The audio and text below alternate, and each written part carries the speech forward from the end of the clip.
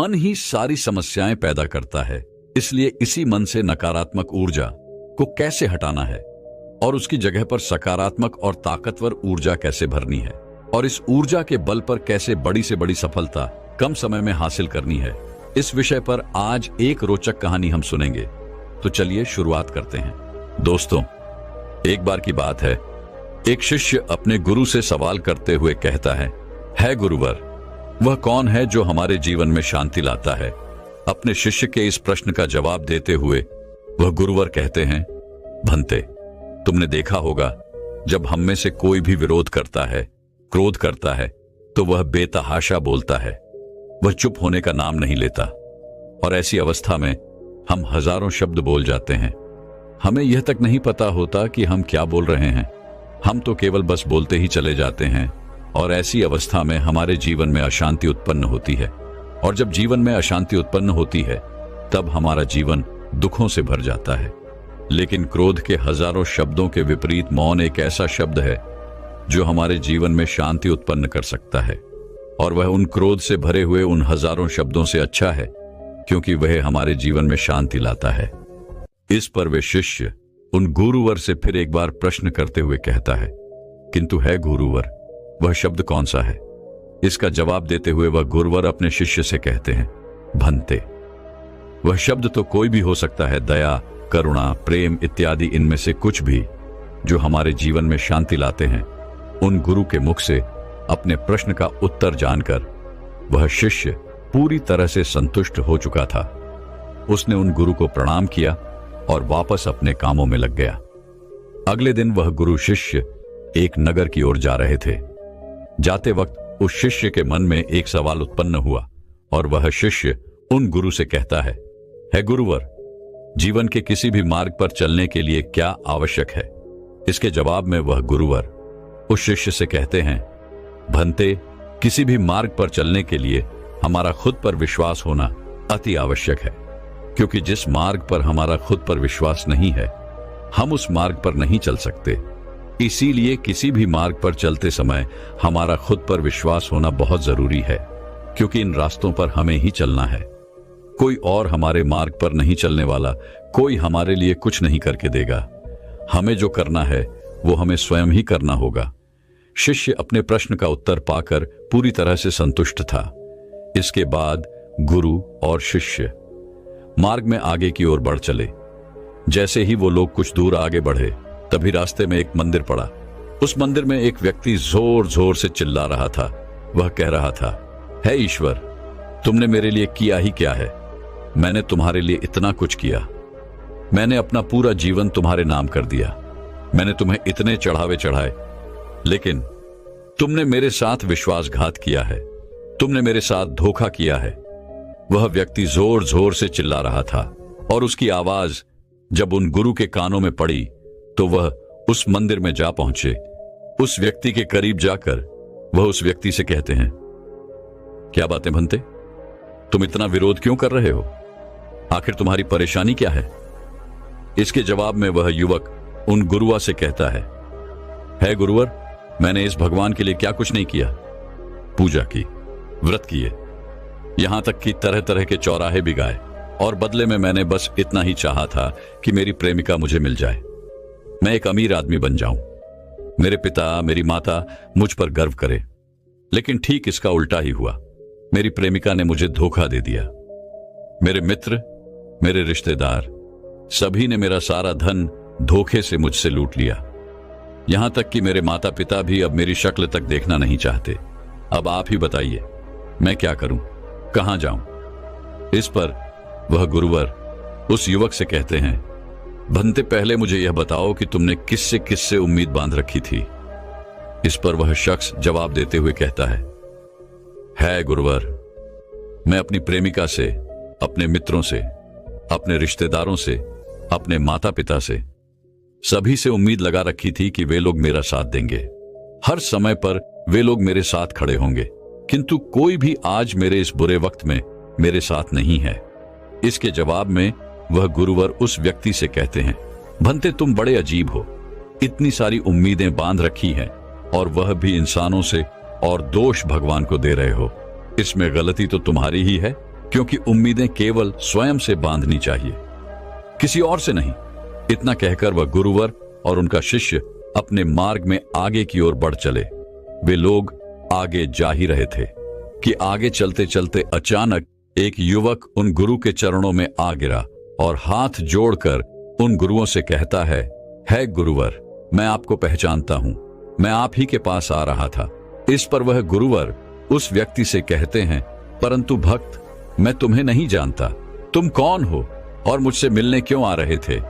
इस पर वह युवक उन गुरुवर से कहता है गुरुवर, मैंने आपके बारे में बहुत कुछ सुना है और मैं आपका शिष्य बनना चाहता हूं।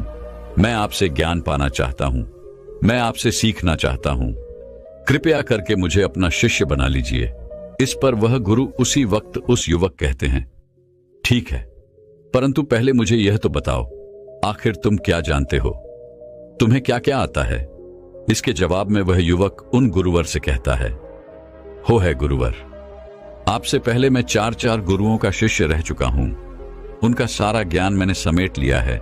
उनसे जो कुछ सीख सकता था मैंने सीख लिया है। अब तो शायद यह भी हो सकता है कि मैं आपसे ज्यादा ज्ञानी भी हूं। हो सकता है कि मुझे आपसे ज्यादा ही पता हो। उस युवक की यह बात सुनकर वह गुरु जोर से हंसने लगे। इस पर वह युवक उन गुरुवर से कहता है गुरुवर, इसमें हंसने वाली बात क्या है? इस पर वे गुरुवर उसी वक्त शिष्य को जवाब देते हुए कहते हैं, भंते, ये तो पाप हो गया। तुम्हारे भीतर का अहंकार साफ और स्पष्ट रूप से झलक रहा है। अब भला तुम मुझसे क्या सीख पाओगे? इस पर वह युवक उन गुरुवर से कहता है गुरुवर, मैंने क्या गलत किया? यदि मैं आपसे ज्यादा जानता हूं तो यह बात गलत कैसे हो सकती है? इस पर वह गुरु एक बार फिर से जोर से हंसे और उस युवक के इस प्रश्न का जवाब देते हुए कहते हैं, सीखने की क्षमता विनम्रता से पैदा होती है। अर्थात जब आपके भीतर यह भावना होती है कि हमें नहीं पता, तब आप सीखने के लिए तैयार होते हैं। किंतु जब तुम्हें सब कुछ पता है तो तुम भला क्या सीख सकते हो? इस पर वह युवक उन गुरुवर से कहता है गुरुवर, आप क्या कहना चाहते हैं? क्या मैं आपसे सीख नहीं सकता? इसके जवाब में वह गुरुवर उस युवक से कहते हैं, बेटा, तुम अवश्य सीख सकते हो, किंतु जैसे एक पानी से भरा हुआ घड़ा, यदि उसमें और पानी डाला जाए तो वह सारा पानी नीचे जमीन पर ही गिरेगा। किंतु यदि वह घड़ा खाली है तो उसमें पानी भरा जा सकता है। ठीक उसी प्रकार तुम अपने सीखने की क्षमता भूल चुके हो, इसलिए सबसे पहले जाओ और सीखने की क्षमता प्राप्त करो। इतना कहकर वह गुरुवर वापस अपने मार्ग में आगे की ओर बढ़ चले। वे दोनों अपने मार्ग में आगे बढ़ रहे थे कि तभी उन्होंने देखा कि कुछ विद्वान आपस में बहस कर रहे थे। वह आपस में झगड़ रहे थे। वे दोनों जोर जोर से चिल्ला रहे थे और कोई भी हार मानने के लिए तैयार ही नहीं था। और उन दोनों की बहस का केवल एक छोटा सा मुद्दा था और वह था ध्यान, प्रेम और ज्ञान। वे दोनों आपस में बहस कर रहे थे, लेकिन कोई भी एक दूसरे की बात सुनना ही नहीं चाहता था। तभी वह गुरु वहां पर पहुंचे और उसमें से एक विद्वान उन गुरुवर से कहता है गुरुवर, आप ही बताइए, यह ध्यान, प्रेम और ज्ञान क्या है? हम में से कौन सच बोला है, यह आप ही बता सकते हैं। इसके जवाब में वे गुरुवर उन दोनों विद्वानों से कहते हैं, भक्त, मैं यह तो नहीं जानता कि आप में से कौन सच कह रहा है। ये तो आप ही जानते होंगे, क्योंकि हम खुद से कभी झूठ नहीं बोल पाते, इसलिए मुझसे पूछने का कोई मतलब ही नहीं रह जाता। लेकिन मेरी बात ध्यान से सुनो। जिसने खुद में परमात्मा को देख लिया वह ध्यानी है।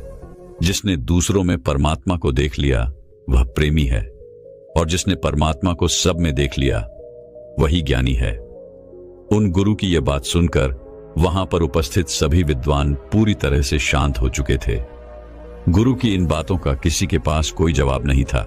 इतना कहकर वह गुरु और शिष्य वापस अपने मार्ग में आगे की ओर बढ़ चले। उन्होंने कुछ ही दूर का सफर तय किया था कि तभी उनके सामने दो व्यक्ति आ गए। वे दोनों एक दूसरे को घूर रहे थे। हालांकि वो दोनों एक दूसरे से कुछ कह नहीं रहे थे, किंतु वे दोनों एक दूसरे को कुछ इस प्रकार देख रहे थे मानो वो अभी एक दूसरे पर टूट पड़ेंगे।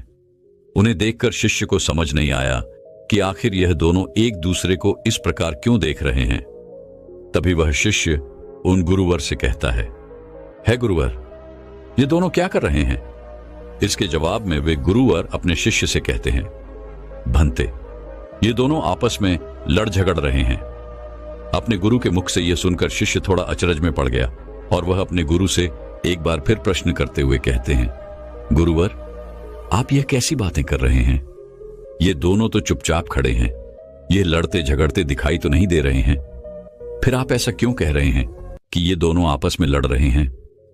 तभी वह गुरु मुस्कुराने लगे और अपने शिष्य से कहते हैं, भंते, झगड़ा करने के लिए केवल एक शब्द ही काफी है और उस शब्द का प्रयोग अभी तक इन्होंने नहीं किया है।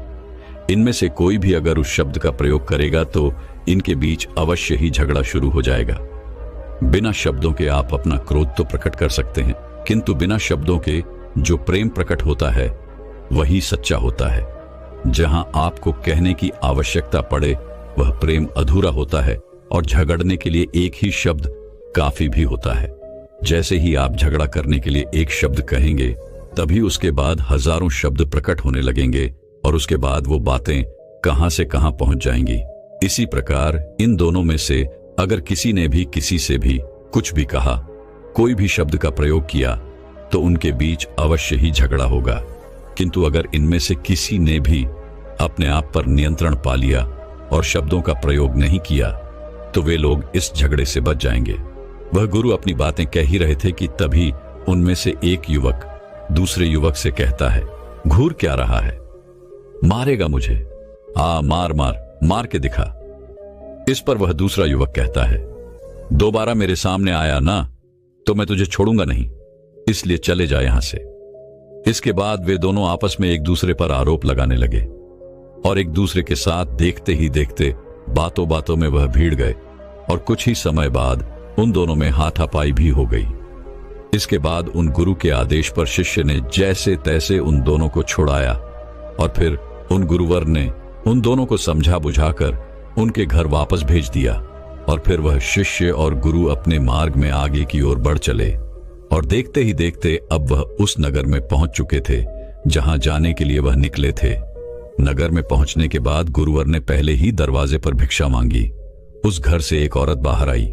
उसने उन गुरु को बहुत सारे अपशब्द कहे, बहुत भला बुरा कहते हुए दरवाजा बंद कर दिया।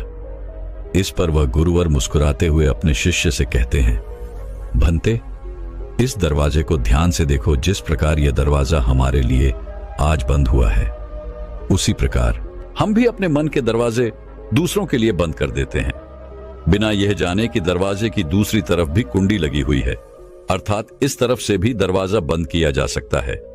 और हम में से अधिकांश लोग यही करते भी हैं, बिना यह जाने समझे कि यदि हम अपने मन के दरवाजे किसी के लिए बंद करेंगे तो दूसरा भी हमारे लिए अपने मन के दरवाजे हमेशा के लिए बंद कर देगा। किंतु हम तो अपने अहंकार में होते हैं और हम सोचते हैं कि कोई पहले दरवाजा खोलेगा तभी हम अपना दरवाजा खोलेंगे। किंतु इस अहंकार में ना तो वह दूसरा व्यक्ति दरवाजा खोलता है और ना ही पहला, और देखते ही देखते दोनों के बीच दूरियां बढ़ती चली जाती हैं और फिर वो दोनों कभी करीब नहीं आ पाते। इतना कहकर गुरु और शिष्य आगे की ओर बढ़ चले। वह नगर में दूसरे द्वार पर भिक्षा मांगने जा ही रहे थे कि तभी उनके सामने एक व्यक्ति आ खड़ा हुआ जो बहुत परेशान लग रहा था। वह अपने दुखों को कभी इसे बताता तो कभी किसी और को सुनाता। वह यह बताना चाहता था कि वह बहुत दुखी है और वह सांत्वना ढूंढ रहा था। उस व्यक्ति ने उन गुरु और शिष्य को रोका और उन्हें अपने दुखों के बारे में बताया। देखते ही देखते उसने अपने सारे दुख उन गुरुवर को बता दिए और उसके बाद वो उन गुरु के मुख की ओर देखने लगा कि हो सकता है कि ये गुरु मुझे कुछ सांत्वना दे, क्योंकि उसके कंधों पर इतना बड़ा दुनिया का जो बोझ रखा हुआ है। किंतु गुरु ने उसके सारे दुख तो सुन लिए पर उसे कुछ भी नहीं कहा। इस पर वह युवक उन गुरुवर से कहता है गुरुवर, आप मुझसे कुछ कहते क्यों नहीं? आप मुझे सांत्वना क्यों नहीं देते? आप मुझसे यह क्यों नहीं कहते कि मेरे दुख खत्म हो जाएंगे? इस पर वह गुरुवर उस युवक से कहते हैं, भंते, तुम्हारे दुख तुम्हारे ही रहेंगे, चाहे तुम इसको बताओ या किसी और को सुनाओ, ये कम नहीं होने वाले। इसीलिए अपने दुखों पर रोना बंद करो और इसका समाधान ढूंढने का प्रयास करो। इतना कहकर वे दोनों मार्ग में आगे की ओर बढ़े। वे शिष्य तभी अपने गुरु से प्रश्न करते हुए कहता है गुरुदेव, इस संसार में रहना कितना बड़ा चुनौती का काम है। एक दुखी व्यक्ति इस संसार में कितना परेशान रहता है, कभी पैसों के लिए, कभी परिवार के लिए, कभी व्यापार के लिए, तो कभी अच्छे जीवन के लिए। इस पर वह गुरु अपने शिष्य के प्रश्न का जवाब देते हुए कहते हैं, भंते, इस दुनिया में प्रेम से बढ़कर कोई और दूसरी चुनौती नहीं है। किसी दूसरे व्यक्ति के साथ खुश रहना इस दुनिया में सबसे बड़ी चुनौती है। तुमने इन चीजों पर कभी ध्यान दिया है? जहां पर दो लोग एक साथ होते हैं, वहां दो बर्तन आपस में टकराते ही रहते हैं, और जब वह दोनों बर्तन आपस में टकराते हैं तो आवाज तो होती ही है, साथ ही संघर्ष भी होता है। इसके बाद वह गुरु और शिष्य भिक्षा मांगकर वापस घर की ओर लौटने लगे। तभी रास्ते में उस राज्य का राजा उसी मार्ग से होकर गुजर रहा था। जैसे ही उसने उन गुरु को देखा, वह रथ से उतरकर उन गुरु के चरणों में जा गिरा और दोनों हाथ जोड़कर उन गुरुवर से कहता है गुरुवर, मेरे मन में एक अजीब सा डर है, एक अजीब सी बेचैनी रहती है और मुझे समझ नहीं आ रहा कि आखिर ऐसा क्यों हो रहा है। मैंने इसे बहुत समझने का प्रयास किया, लेकिन उसके बाद भी मैं इसे समझ न सका। ऐसा क्यों हो रहा है? इसके जवाब में वह गुरुवर उस राजा से कहते हैं, राजन, यह जीवन है और जीवन ऐसा ही है। यहां हमेशा हर किसी को कुछ पल की बेचैनी रहती है। कुछ भी पालो, कुछ भी प्राप्त कर लो, फिर भी वह हमेशा कुछ और पाना ही चाहता है, और उसके लिए मन में हमेशा एक बेचैनी बनी ही रहती है। और जो कुछ भी हमें मिला है, जो कुछ भी हम प्राप्त कर चुके हैं, उसके खो जाने का डर भी हमें सताता रहता है। बस यही तो जिंदगी है। उन गुरुवर के मुख से ये सारी बातें सुनकर राजा उन गुरुवर से कहता है गुरुवर, तो अब मैं क्या करूं? क्या इसका कोई समाधान नहीं है? इस पर वह गुरु उस राजा से कहते हैं, राजन, समाधान तो है, किंतु थोड़ा मुश्किल है। इस पर वह राजा उन गुरुवर से कहता है, गुरुवर, आप मुझे समाधान बताइए। समाधान चाहे कितना भी मुश्किल क्यों ना हो, मैं उसे अवश्य करूंगा। इस पर वह गुरुवर उस राजा को समाधान बताते हुए कहते हैं, राजन, समाधान बड़ा ही सरल है। जिसने अपने मन से किसी चीज को पा लेने की इच्छा निकाल दी, उसके मन की बेचैनी भी चली जाती है, और जिसने अपने मन से खो जाने का डर निकाल दिया, उसका डर भी खत्म हो जाता है। आगे वह राजा उन गुरुवर से कहता है गुरुवर, आजकल मैं अपने राज्य को लेकर बहुत तनाव में रहता हूं। आखिर ऐसा क्यों है? इसके जवाब में गुरुवर उस राजा से कहते हैं, राजन, जिस व्यक्ति का केवल एक ही चेहरा है, वह कभी तनाव में नहीं रहता, क्योंकि वह अपने एक ही चेहरे जैसा है वैसा ही रहता है। पर जिस व्यक्ति के हजारों चेहरे होते हैं और जिसे बार बार अपने चेहरे बदलने की आवश्यकता पड़ती है, उसे हमेशा तनाव बना ही रहता है। इसलिए आज से ही अपने सारे झूठे चेहरों को उतारकर अपने मूलतः स्वभाव में वापस दौड़ जाओ, वहां तुम्हें कोई तनाव नहीं होगा। इस पर राजा उन गुरुवर से प्रश्न करते हुए कहता है, किंतु गुरुवर, ये कैसे संभव होगा? इसके जवाब में वह गुरुवर राजा से कहते हैं, राजन, शांत होकर। जो व्यक्ति शांत हो गया है, उसका दिमाग इस दुनिया में सबसे ज्यादा मजबूत है और वह कुछ भी कर सकता है। इसलिए अपने मन को शांत करो। जैसे ही तुम्हारा मन शांत होगा, तुम्हारी सारी चिंताएं, सारी परेशानियां, सारा तनाव हमेशा हमेशा के लिए खत्म हो जाएगा। इतना कहकर वह गुरु और शिष्य आश्रम की ओर बढ़े। तभी रास्ते में वह शिष्य उन गुरु से प्रश्न करते हुए कहता है गुरुवर, यह धोखा क्या है और कौन किसको धोखा देता है? इसका जवाब देते हुए गुरुवर अपने शिष्य से कहते हैं, भंते, धोखा देने वाला यह सोचता है कि वह किसी और को धोखा दे रहा है, परंतु यदि वास्तविकता देखी जाए तो कोई किसी को धोखा नहीं दे सकता। जब भी कोई किसी दूसरे को धोखा देता है, तब वास्तव में अपने आप को ही धोखा दे रहा होता है। जैसे अगर कोई पत्नी अपने पति को धोखा देती है, तो वास्तव में वह अपने आप को धोखा दे रही है। अर्थात बुराई तो उसके मन में ही पैदा हो रही है, डर तो उसके मन में ही पैदा हो रहा है, कुंठा उसके मन में ही पैदा हो रही है, और इनके चलते वह अपने लिए अपने जीवन में दुखों को उत्पन्न कर रही है। और ठीक इसी तरह से अगर कोई पति अपनी पत्नी को धोखा दे रहा है तो वह भी अपने आप को ही धोखा दे रहा है। इसलिए हमें अपने मन को जानने की आवश्यकता है। हमें अपने मन का विश्लेषण करना चाहिए, अपने विचारों का विश्लेषण करना चाहिए, उसे ध्यान से देखना चाहिए कि कहीं हम अपने आप को धोखा तो नहीं दे रहे, क्योंकि हर व्यक्ति के पास एक सीमित समय है और इस सीमित समय का सदुपयोग करो। कोई ऐसा काम मत करो जिससे आपको बाद में पछताना पड़े और पश्चाताप के लिए भी आपके पास समय कम पड़ जाए। उन गुरु के मुख से यह सुनकर उस शिष्य के आंखों में आंसू आ गए। वह तुरंत ही दोनों हाथ जोड़कर उन गुरु के चरणों में जा गिरा और उनसे क्षमा मांगते हुए कहता है गुरुदेव, मुझे क्षमा कीजिएगा। मैंने आपको पल पल धोखा दिया है। मैं जब भी भिक्षा मांगने जाता हूं और भिक्षा में जब मुझे कोई स्वादिष्ट भोजन मिलता है तो वह मैं चोरी छुपे खा लेता हूं। है गुरुवर, मुझे क्षमा करें, मुझे क्षमा करें। इस बात पर गुरुवर मुस्कुराते हुए अपने शिष्य से कहते हैं, वे स्वादिष्ट भोजन है तो उसे खाना तो पड़ेगा ही। हां, यह बात और है कि तुमने मुझे धोखा दिया है, किंतु तुमने अपनी गलती भी मान ली है, तो यह अच्छी बात है। इस प्रकार से तुम अपने मन को जान सकते हो, उसका विश्लेषण कर सकते हो। क्योंकि यदि तुम अपनी गलती मानोगे ही नहीं, उसे स्वीकारोगे ही नहीं, तो तुम बार बार वही गलतियां दोहराते रहोगे। लेकिन आज तुमने अपनी गलती मान ली है, इसलिए तुम अब अपने मन का विश्लेषण कर सकते हो, क्योंकि तुम्हें अपनी गलती का एहसास है।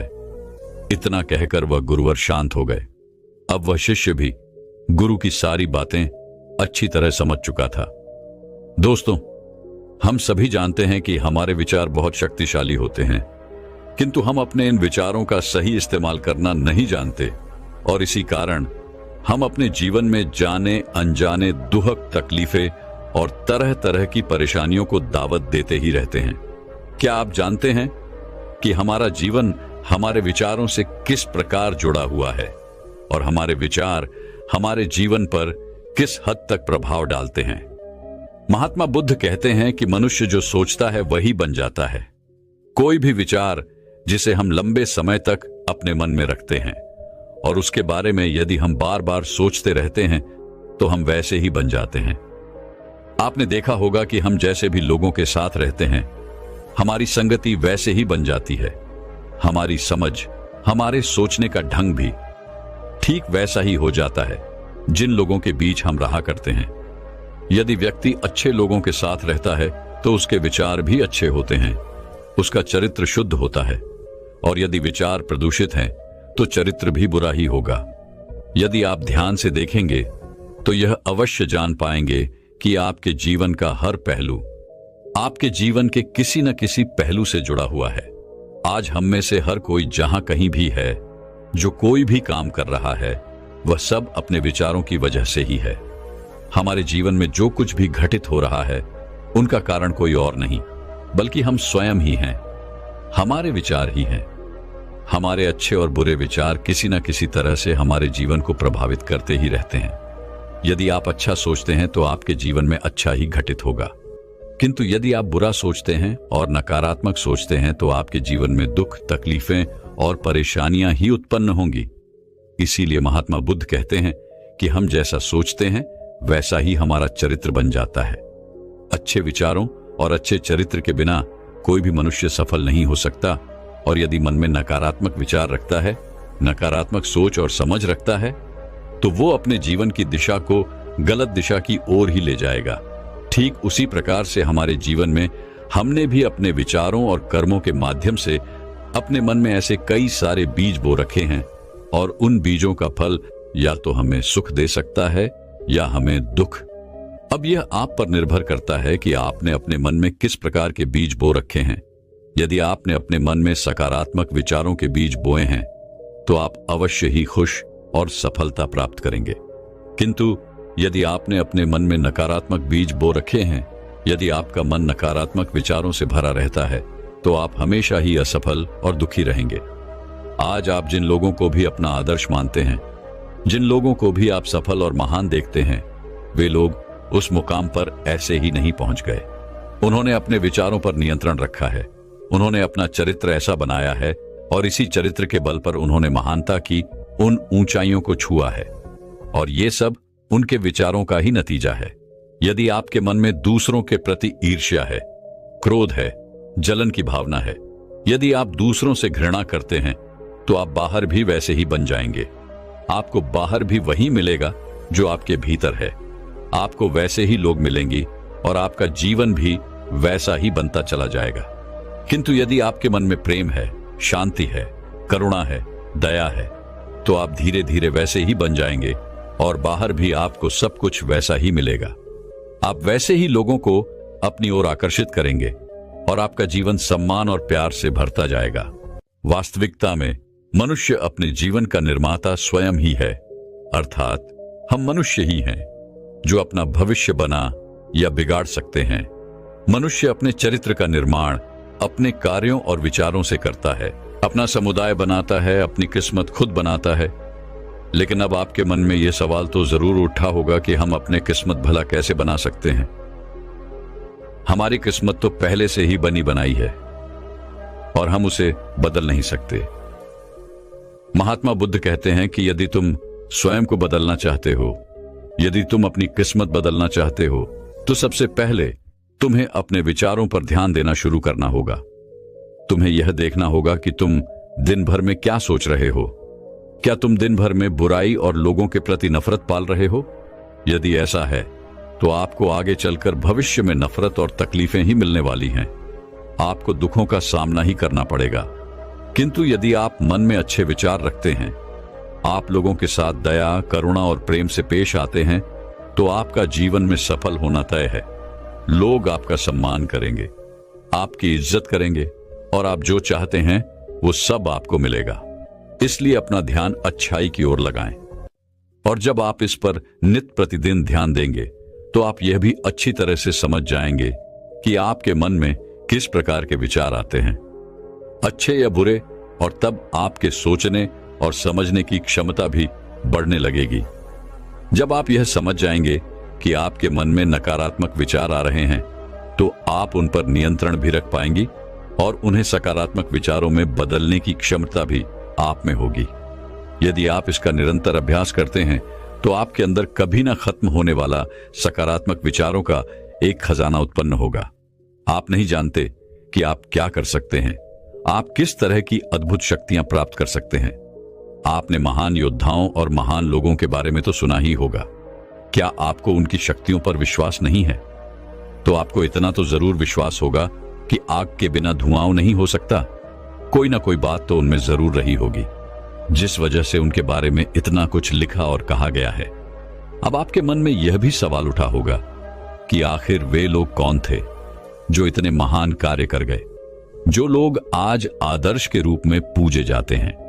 यदि आप थोड़ी सी गहराई से चिंतन करेंगे, तो आप यह जान पाएंगे कि जिन्होंने भी अपने भीतर के अटूट खजाने को पहचान लिया है, जो लोग लगातार उस पर अभ्यास करते हैं और सभी की भलाई के बारे में सोचते हैं, जो लोग लोगों की भलाई के लिए खुद को बेहतर बनाते रहे, वे ही लोग दुनिया में महान और अमर हो गए, जिन्हें आज हम में से अधिकांश लोग पूजते भी हैं। अगर आप भी ऐसा करना चाहते हैं, तो सबसे पहले आपको अपने विचारों पर ध्यान देना होगा। आगे महात्मा बुद्ध कहते हैं, एक मानव का मन बगीचे की तरह होता है। जैसे बगीचे को साफ और सुंदर रखना, समय समय पर उसमें उगने वाले खरपतवार को हटाना पड़ता है, रोज पानी देना पड़ता है, पौधे की देखभाल करनी पड़ती है, उसी तरह हमें अपने मन को सुंदर और सकारात्मकता बनाए रखनी चाहिए। हमें समय समय पर अपने मन का ख्याल रखना चाहिए। इसमें लगातार नकारात्मक विचारों को हटाकर सकारात्मक विचारों को जगह देनी चाहिए, और इसके लिए हमें डर, चिंता, नफरत, ईर्ष्या जैसी भावनाओं से खुद को दूर रखना होगा।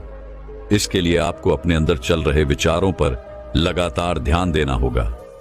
किसी भी व्यक्ति के भीतर उठने वाले विचार और उसका चरित्र अधिकतर उसके आसपास के वातावरण और परिस्थितियों पर निर्भर करता है। लेकिन इसका मतलब यह नहीं है कि किसी व्यक्ति की स्थिति खराब है, यानी उसके विचार सदैव त्रुटिपूर्ण ही होंगे। यदि ऐसा युवक सकारात्मक विचारों के और ध्यान दे, तो वह अपनी स्थिति सुधार सकता है, वह अपनी स्थिति बदल सकता है।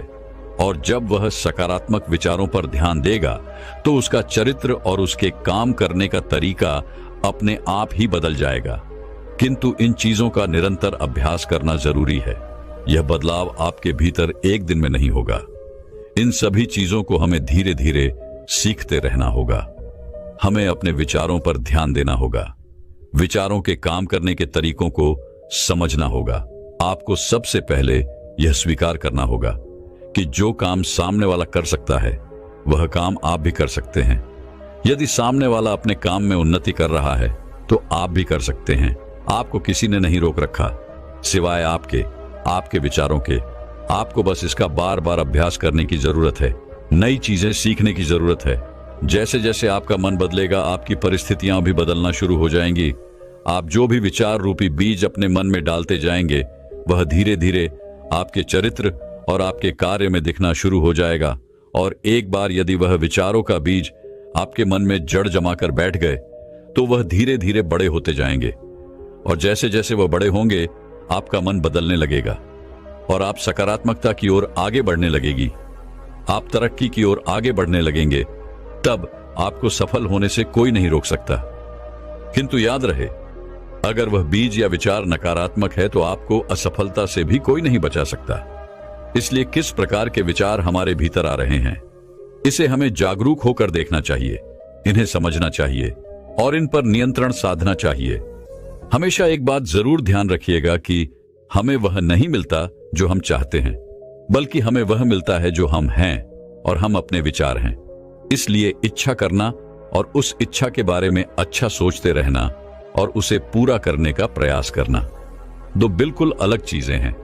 क्योंकि इच्छा तो हर पल मन में आती रहती है और हम में से हर कोई इच्छा करता ही रहता है, लेकिन उस इच्छा के बारे में लगातार सकारात्मक सोचना और उसे पाने के लिए कड़ी मेहनत करना बहुत कम लोग कर पाते हैं। इसलिए अगर आप अपनी परिस्थिति को बदलना चाहते हैं तो सबसे पहले आपको खुद को बदलना होगा। लेकिन ज्यादातर लोग अपनी परिस्थितियों को तो बदलना चाहते हैं, लेकिन अपने सोचने और काम करने के तरीके को वो बदलना नहीं चाहते। और यदि वो लोग ऐसे ही रहेंगे तो उनकी हालत कभी नहीं बदलने वाले। अब आपके मन में यह भी सवाल उठा होगा कि हमारे विचार हमारे मस्तिष्क पर प्रभाव तो डालते हैं, लेकिन क्या यह हमारे शरीर पर भी प्रभाव डालते हैं? तो इसका जवाब है हां, क्योंकि हमारा शरीर हमारे दिमाग का गुलाम है और हम जो भी सोचते हैं उसका पहला प्रभाव हमारे शरीर पर ही पड़ता है। आपने देखा होगा कि जो लोग बहुत अधिक चिंता करते हैं, अधिक डरते हैं, हमेशा तकलीफ और परेशानियों में रहते हैं, वे जल्दी बीमार पड़ जाते हैं। साथ ही जो लोग दूसरों से ईर्ष्या करते हैं और हमेशा नकारात्मक सोचते हैं, वे भी बहुत जल्दी मानसिक और शारीरिक बीमारी का शिकार हो जाते हैं। और अगर आप भी ऐसा सोचते हैं तो आपके साथ भी एक ना एक दिन ऐसा होगा। इसके विपरीत जो लोग हमेशा खुश रहते हैं, वे दूसरों के बारे में अच्छा सोचते हैं, हमेशा स्वस्थ रहते हैं। उनकी ऊर्जा एक समान हो जाती है और इस ऊर्जा का सकारात्मक प्रभाव सबसे पहले उनके शरीर पर ही पड़ता है। क्योंकि जिस व्यक्ति का मन शांत होता है उस व्यक्ति के शरीर की आधी बीमारियां अपने आप ही खत्म हो जाती हैं। और आप अपने विचारों से किस प्रकार अपने पूरे शरीर को ठीक कर सकते हैं, हम स्वस्थ रहेंगे या बीमार, हमारे आसपास के माहौल और परिस्थितियों के अलावा हमारी सोच पर भी निर्भर करता है। एक कमजोर और बीमार विचार हमारे शरीर को भी कमजोर बना देता है। आपने अपने आसपास तो देखा ही होगा कि जो लोग बीमार होने से सबसे ज्यादा डरते हैं उन्हें ही बीमारियां सबसे पहले घेरती हैं। और इसी के विपरीत जो लोग अपने बारे में अच्छा सोचते हैं, हमेशा खुश रहते हैं, वे लोग हमेशा स्वस्थ और मजबूत रहते हैं। उनके विचार हमेशा सकारात्मक होते हैं, वे लोग अच्छा महसूस करते हैं और हमेशा स्वस्थ रहते हैं। इसीलिए महात्मा बुद्ध कहते हैं कि हमारा शरीर केवल एक उपकरण है और हमारा मस्तिष्क इस उपकरण को नियंत्रित कर रहा है। जैसे अच्छा भोजन हमारे शरीर के लिए जरूरी है, उसी तरह से अच्छी सोच यह हमारे शरीर के लिए भी बहुत महत्वपूर्ण है। जैसे ही आपके विचार शुद्ध हो जाएंगे, इसका सबसे पहला असर आपके शरीर पर ही दिखाई देगा।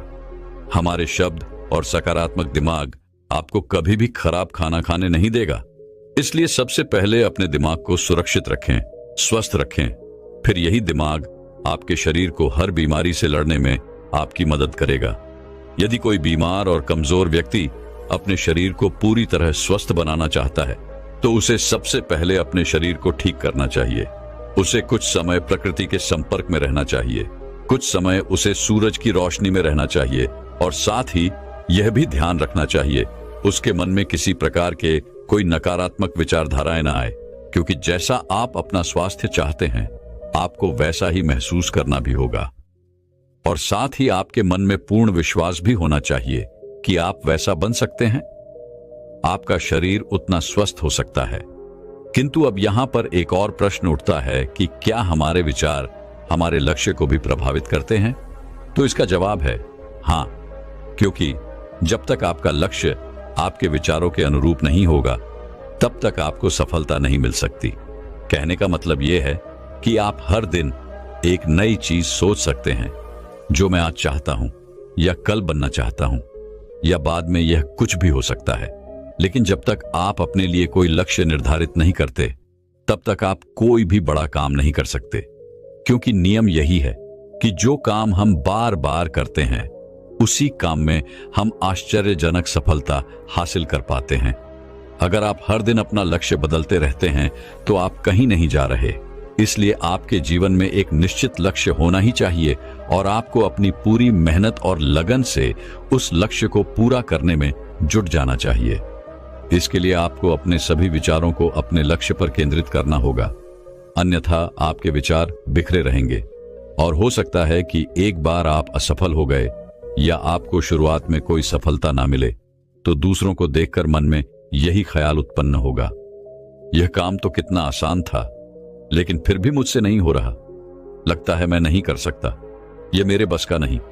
और जब हमारे साथ ऐसा होता है तो हम दूसरों की ओर देखकर उस कार्य की ओर आकर्षित होने लगते हैं। हमें लगता है कि दूसरा कार्य तो और आसान है, हम उस काम में जरूर सफल हो जाएंगे और इसी प्रकार हम एक काम से दूसरे काम और दूसरे से तीसरे काम लगातार उनमें यूं ही झूठते रहते हैं। लेकिन हम यह भूल जाते हैं कि जो कार्य हमने आज शुरू किया था, यदि हम उसी कार्य को लगातार करते रहें, उस गलतियों को सुधारते रहें तो हम जरूर उसमें सफल हो सकते हैं। किंतु यदि हम बार बार यूं ही अपने कार्य और लक्ष्य को बदलते रहेंगे तो हमें बार बार अपनी शुरुआत शून्य से करनी होगी। हमें हर बार उतनी ही मेहनत और उतना ही प्रयास करने होंगे। इसलिए आपको सबसे पहले अपने जीवन में एक लक्ष्य निर्धारित करना ही होगा, तभी आपके विचार एक काम पर ध्यान केंद्रित कर पाएंगे। अब वह आपका लक्ष्य कुछ भी हो सकता है, अच्छा व्यापार खड़ा करना, अच्छी नौकरी पाना, अच्छे पैसे कमाना, मन की शांति, कुछ भी। किंतु याद रखें, लक्ष्य वही है जो आपके विचारों को एक दिशा में केंद्रित कर सके। यदि आप बार बार अपने लक्ष्य हासिल करने में असफल हो रहे हैं तो इसका मतलब यह नहीं है कि आप इसे हासिल नहीं कर सकते, बल्कि इसका मतलब यह है कि आपके पास अपने लक्ष्य को हासिल करने का तरीका ही गलत है। इसलिए आपको अपना लक्ष्य नहीं बदलना, बल्कि अपनी सोच और अपने काम करने का तरीका बदलना है। अगर आप ऐसा करेंगे तो आप धीरे धीरे सीखना भी शुरू कर देंगे। आप अपनी गलतियों को समझने लगेंगे और उन्हें सुधारते हुए आप अपने मंजिल तक अवश्य ही पहुंचेंगे। और इसीलिए आपको अपनी असफलताओं से कभी डरना नहीं चाहिए। आप कुछ बड़ा हासिल करना चाहते हैं तो आपको अंदर से बहुत मजबूत भी होना होगा, क्योंकि चाहे आप कुछ भी क्यों ना करें, लोग अक्सर ही आपको अपनी बातों से कमजोर करते ही रहेंगे। वह आपकी हिम्मत और आपका हौसला तोड़ने की हर मुमकिन प्रयास करेंगे। और यदि आपने खुद से ज्यादा उनकी बातों पर विश्वास कर लिया तो यकीन मानिए आप अपने जीवन में कभी भी कोई भी लक्ष्य हासिल नहीं कर सकते, क्योंकि हमारा डर हमारी सभी आशाओं को नष्ट कर देता है और आपके सभी विचार केवल आपके डर तक ही सीमित रह जाएंगे। और इसी प्रकार डर डर कर अंततः खुद को शारीरिक और मानसिक रूप से आप बीमार भी बना लेंगे। और तब आपको यह समझ में आएगा कि आप भी अपने झूठे डर के एहसास में कितनी बड़ी गलती कर दी है। किंतु जिस स्थिति में आप पहुंच चुके हैं उस स्थिति से आपने आपको बाहर निकालना तब आपके लिए बहुत मुश्किल हो जाएगा। इसीलिए सबसे पहले एक लक्ष्य बनाएं, एक लक्ष्य निर्धारित करें ताकि आपके विचार उस लक्ष्य पर केंद्रित हो सके। उसके बाद अगर आप बार बार असफल होते हैं तो भी घबराएं नहीं, क्योंकि यह लक्ष्य हासिल करने का एक हिस्सा है। खुद पर पूरा विश्वास रखें कि आप एक दिन जरूर सफल होंगे। एक दिन आप अपने लक्ष्य को जरूर हासिल करेंगे। अब यहां पर एक और प्रश्न उठता है, मन की शांति और हमारे मन के विचारों के बीच का क्या संबंध है? मन की शांति एक ऐसा खजाना है जिसे दुनिया का अमीर से अमीर व्यक्ति भी हासिल नहीं कर सकता, और जिसने यह खजाना हासिल कर लिया वह दुनिया के सबसे भाग्यशाली व्यक्तियों में है। वह भीड़ में अलग दिखता है। यह सुनना बहुत आसान सा है, लेकिन यह उतना आसान है नहीं। मन की शांति केवल लंबे समय तक आत्मनियंत्रण के माध्यम से ही प्राप्त की जा सकती है। जब कोई व्यक्ति खुद को समझता है तो ऐसा व्यक्ति दुनिया में प्यार और प्यार के बीच का अंतर भी समझ पाता है, और ऐसे व्यक्ति के भीतर से नफरत, डर और घृणा जैसी भावनाएं खत्म हो जाती हैं। और देखते ही देखते इसके निरंतर अभ्यास से उस व्यक्ति को मन की सच्ची शांति भी प्राप्त हो जाती है। और यही हर इंसान का अंतिम लक्ष्य भी है। एक शांत व्यक्ति खराब से खराब परिस्थितियों में भी खुद पर नियंत्रण रखता है तो खुद को शांत रख सकता है। एक शांत व्यक्ति के पास जितनी मानसिक शक्ति होती है उतनी किसी और के पास नहीं होती। शांत व्यक्ति का अर्थ है वह व्यक्ति जिसका मन पूर्णतः शांत हो, क्योंकि जैसे ही आपका मन शांत हो जाता है आपके सभी विचार भी शांत हो जाते हैं, और तब आप अच्छा महसूस कर पाते हैं। तब आपको इस बात का भी एहसास हो पाता है कि आपका मस्तिष्क कितना शक्तिशाली है और वह किस भी प्रकार के कार्य कर सकता है, और तब आपके लिए मुश्किल से मुश्किल कार्य भी आसान हो जाता है। आप जहां भी होंगे, जैसे भी परिस्थिति में होंगे, आप उस परिस्थिति को खुश रहकर स्वीकार करना सीख जाएंगे। और इसकी शुरुआत आपको अपने विचारों से ही करनी होगी। अपने विचारों पर आपको नियंत्रण रखना होगा, और अपने विचारों पर नियंत्रण आप केवल ध्यान के माध्यम से ही प्राप्त कर सकते हैं, क्योंकि ध्यान ही वह मार्ग है जहां आप अपने आप को जान पाते हैं, अपनी शक्तियों को पहचान पाते हैं, अपने विचारों की क्षमता को पहचान पाते हैं। इसीलिए यदि आप भी अपने जीवन में कोई बड़ा लक्ष्य हासिल करने के बारे में सोच रहे हैं तो सबसे पहले एक लक्ष्य निर्धारित करें, ताकि आपके विचार आप उस लक्ष्य पर केंद्रित कर सकें, और इसके सतत अभ्यास से आप अपने विचारों पर नियंत्रण साधना भी सीख जाएंगे। और जब आपका सारा ध्यान केवल अपने लक्ष्य पर होगा तो आप बड़ी से बड़ी कठिनाई का सामना बड़ी सरलता और सहजता से कर पाएंगे, और आप बड़ी आसानी से किसी भी बड़े लक्ष्य को हासिल भी कर पाएंगे। दोस्तों, मैं उम्मीद करता हूं कि यह कहानी सुनने से आपके जीवन में अच्छे बदलाव आए होंगे। आपको इस वीडियो से क्या सीखने मिला ये कमेंट करके जरूर